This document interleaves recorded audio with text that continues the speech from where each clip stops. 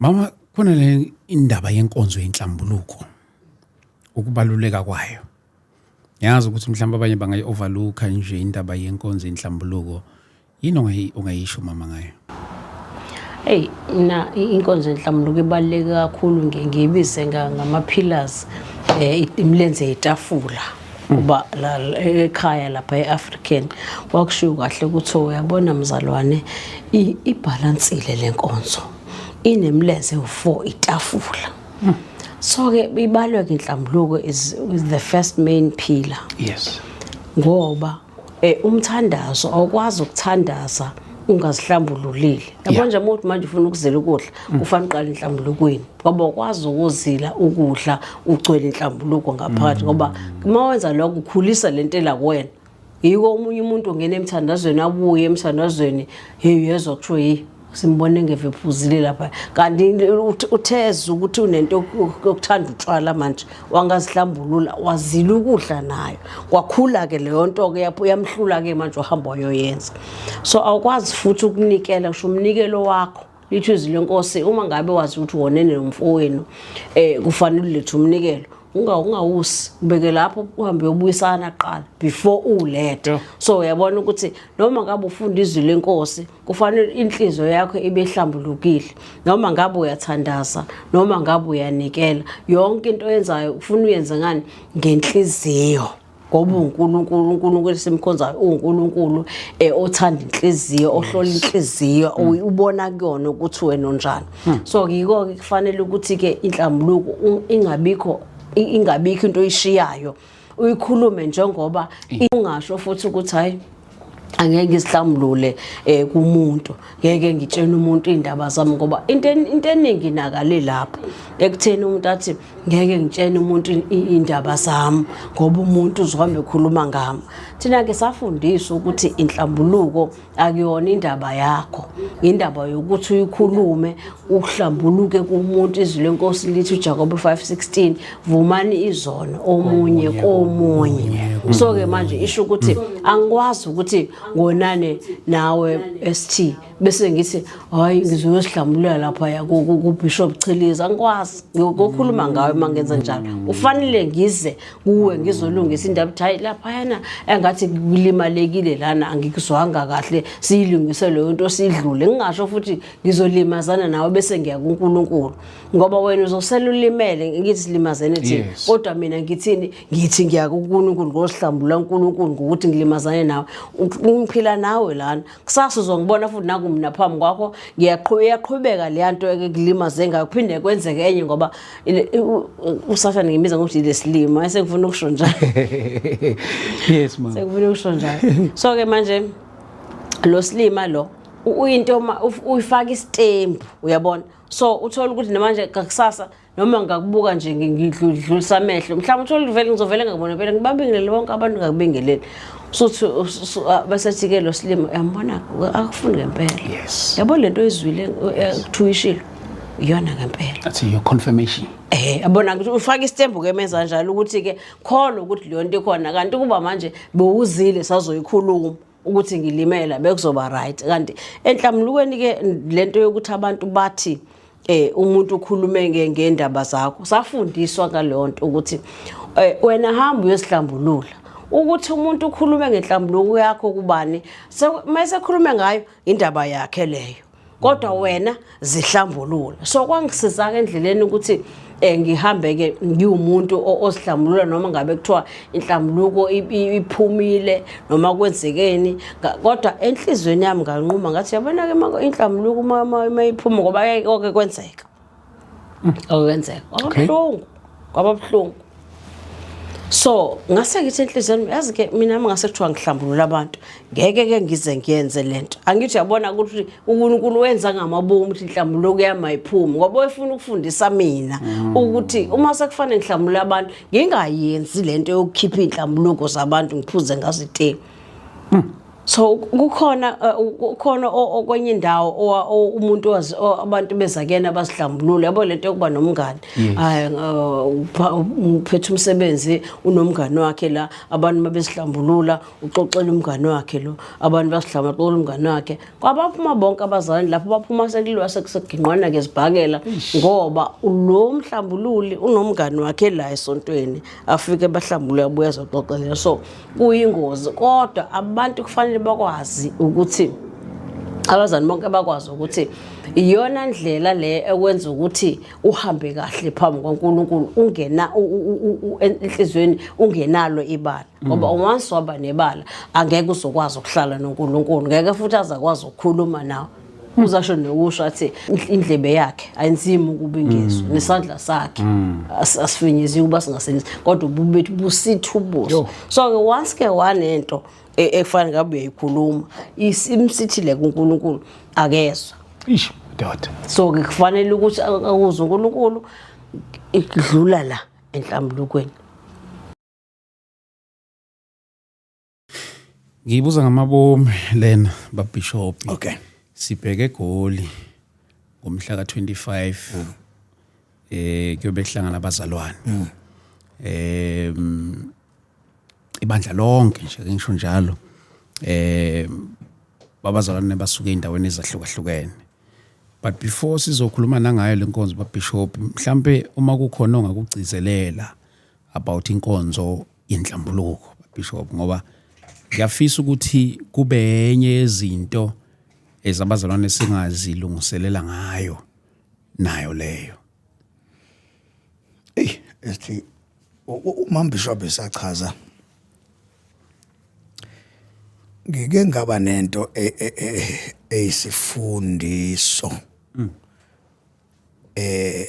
eveza umuntu kathathu yeah ngale kwaleyo kuthiwa khona umuntu kamoya this that ngiveza nje ukuthi uNkulunkulu emntwini uthembe izinto ezintathu Yes.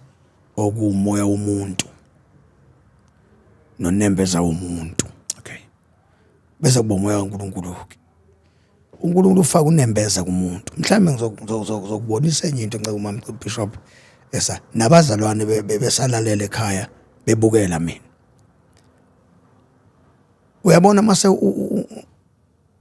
si angisho ukuthi umoya ngcwele simbeke eceleni. Yes. Ngisho ukuthi ake siyeke indaba kamoya sikhulume ngendaba zikaNembeza. Nceko masingathi nje siye kumoya yini lento eyenza uthi mawuphuma esontweni uthi umoya ngcwele uthe angiyoqala iministry bese kuxatshwana la ubaba uxabene undodakazi noma nendodana kuxatshwana indodakazi nendodana iyaphuma ke iyoqala ukusebenza phezulu kwasiphi isisekelo Yo. all right Hey madoda. isiqalile ke indodakazi noma indodana ine ministry mfowethu ngake ngayikhuluma lento ngathi ngendlela afe ngayo uNkulunkulu unefe mfowethu into osukuyitshala wenza sure ukuthi unento ekuthiwa i-payback time. Ish. Awuxabani no mfethu njengoba ubona ibandla linje lihlukene mfethu njengoba ibandla lihlukene nje omnye neqembu nomnye neqembu hamba uhlale phansi nabo mfethu ubuze ukuthi ku right na nganza ukuthi asimiyeke umoya ngcwele ngifuna unembeza wabo ukuthi uyavumelana yini unembeza wabo nomoya ngcwele ukuthi lento abayenzayo i right lo phumela kulo ethi umoya ngcwele uthi abaphuma umoya ngcwele ufundisa ukuthi abantu abaxabane uma behlukana angithi iBhayibheli lithi ukuhlukana kuvela kuNkulunkulu sebehlukeneke mfethu uqalileke iBanibani Church isisekelo seBanibani Church sithini mfethu uma behlangana labantu ngathi ngingabuza umpostoli osekhaya noma umpostoli nombishop lombani ukuthi mawuhlangana nalo bishop enixabene naye kuba njani. Yeah. Uyabona indaba enhlambuluko ke kusho ukuthi lento inje uma uNkulunkulu ngingayiveza esithile Verse babishop. one day ebandleni lakithi kwaphuma abafundisi mina uNkulunkulu ungisibeke ibandla sikhonza kulona i-International Revival Ministries. Yes. Sikhonza international thina sobabili. Yes. No sis. Yes. La siphethwe khona. Sise international. Lapha international nceke uma qala international kwaba khona abefundisi abaphuma international. Bayahamba bethi bawuqala amabandla. Enceko ngoba angishonanga kuleso sikhathi. Ngaba nenhlizwe embi ngawa. Kusho ukuthi ngawa nje ngoba noma ngingawanga ukuthi ngilale nabantu besifazane but ngawa enhlizweni ukuthi abantu ekade sikhonza nabo umfowethu sibenzele izinto ezinhle kangaka baphuma phakathi kwethu bayoqala ama ministries abo kanti sasifundiswa uNkulunkulu sebehambileke mangilele ebusuku ngibona umuntu emethuze kwami angisho kwakuyingelosi mfowethu kwakuumuntu nje owayegqoka ingubo ezimhlophe lo muntu uma ngihamba ngendlela ngiya kwi-waiting room ngiyolindela itekisi Eish. ngihlangana nalo muntu uthi kimi lo muntu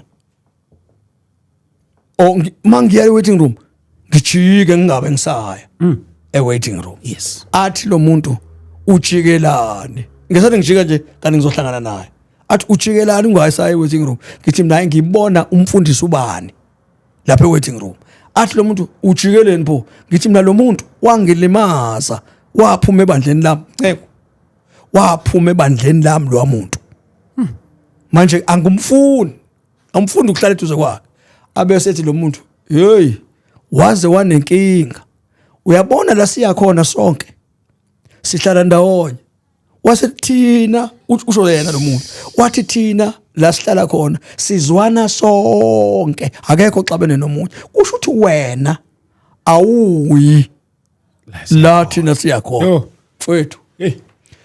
Uyazi umfundisi lenkhuluma ngayo umpostoli Eish. ngabe sengimfonela ngathi mfowethu ngathi mangithi mfowethu wathi awu nami bekukufuna angaze ngibonte nje wa driver usahlangana eofficeini saguqa sobabili sikhala kuNkulunkulu sixolisa uNkulunkulu ngafunda kusukela ngalo langa mfowethu ukuthi noma umuntu engona baye bathi esontweni mina ngine angazi bangibiza ngani wathi we siyamazi ubaba nje melinyaziwe yena umuntu mesebuye ethi ngiyaxolisa ubaba uvela ethi hayi mntanami khululeke bathi ke umubi lapho ke baba bathi ngimubi manje ngokuthi ngiyabaxolela abantu mina abangilimazayo baningi futhi abantu abangilimazayo namanje kodwa ngiyahluleka ngihlulwa imfihlakalo ngaphakathi ngoba ayengivumeli ukuthi ngibazonde ngafunda indaba enhlambuluko ukuthi meke wafika kumuntu nixabene wathi mfowethu imina lo mubi ngingenwe idimoni hayi ukuthi yena uthi mfowethu ngivele ngangenwa idimoni la ngezo sengikuzonda ngizoxolisa Eish. abese uthi umntu awumfowethu nami futhi ngiyaxolisa siqhawulana sihlukana inhlambuluko ke ibaluleke lapho ekutheni isiza uma ukuthi khomuntu omsolayo ungamfihleli umuntu umtshena kunjengoba kunjalo ngisho kade Shumayela umfundisi uyazi khona umfundisi oShumayela bese nithi nina uyabanda akithi uyazi ngoba ushehlezweni uthi lo mfundisi washumana into ebanda kangaka leyo nto inkulumo leyo kufanele athi meqeda memdala hayi ingane makubaba nje semdala lo muntu omdala ekukholweni athi eqeda ukushumayela ubese uyakena uthi ayinceke wenkosi ngizosihlambulula yini kwenze njani cha nce uthema uShumayela la kumina ngangenwa idimoni lathi idimoni uyabanda Eish mathatha. Eish. makuumuntu omdala enkosini abesethi kumina hayi nceko phila bekusathane loyo angangizondela ukuthi ngithe ukuthi ngithe. manje ke laba abamanje nceko abayazi leyo mangithi nje uNkulunkulu usathane mfowethu uthe kumina wena uyabanda usethi mina ngithe uyabanda ngihambe xoxela bonke abantu ethi ngahlangana noBishop nje engamazi wavula ukuthi ngiyashuma into ebanda ngave ngambona lo muntu asile ekhanda aka understand izinto zakabantu zakamoya into zakamoya mfowethu uyasivuma isono uzishiye ufumana umusa phela umusa utholana kanjani